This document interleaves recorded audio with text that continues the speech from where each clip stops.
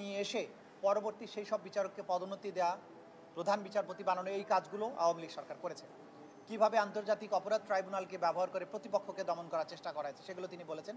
এবং সকল কিছুর উপরে নিয়ন্ত্রণ প্রতিষ্ঠার পরে শেখ হাসিনা যখন বুঝতে পেরেছেন যে তিনি ইচ্ছা করলেই বাংলাদেশের নির্বাচন ব্যবস্থাকে কুক্ষিগত করতে পারেন, একদলীয় নির্বাচন করতে পারেন, তখন তিনি পরপর 3টি সাধারণ নির্বাচনকে ইচ্ছে মতো সাজিয়ে নিয়ে তিনি তিনবার নির্বাচিত হয়েছেন বলে ঘোষণা করে বাংলাদেশের ক্ষমতার মসনদ তিনি দখল করে বসেছিলেন।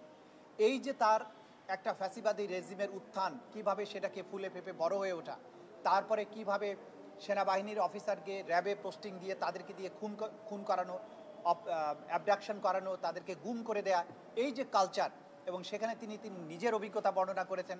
টিএফআই সেলে গিয়ে তাকে কি ধরনের নির্যাতনের মুখোমুখি হতে হয়েছে, ওখানে অন্যদেরকে কিভাবে নির্যাতন করা হয়েছে, পুলিশের ডিবি কিভাবে নির্যাতন করেছে, এই যে পুরো পটভূমি, এবং একটা দল, একটা গোষ্ঠী ফ্যাসিস্ট হয়ে ওঠা, এবং জুলাই আগস্টের যে গণহত্যা হয়েছে, এই ছাত্রদের আন্দোলনকে দমন করার জন্য কিভাবে মারণাস্ত্র ব্যবহার করা হয়েছে, কিভাবে তাদেরকে কমান্ড দিয়ে পুরো বাহিনীকে ব্যবহার করে তাদেরকে লিথাল ওয়েপন ব্যবহার করে নির্মূল করার চেষ্টা করা হয়েছে, এই পুরো প্রেক্ষাপট তিনি তার সম্পূর্ণ বক্তব্যের মধ্য দিয়ে নিয়ে এসছেন।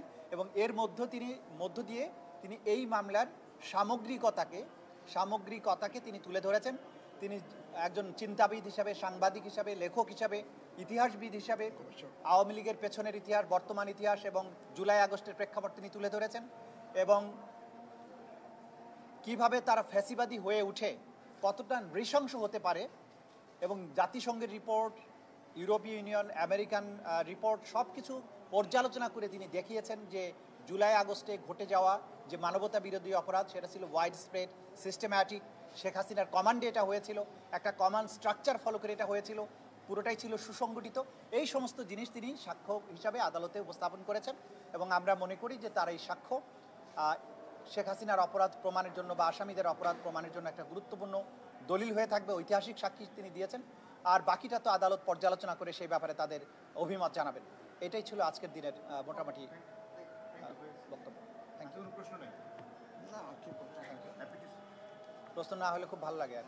Thank you.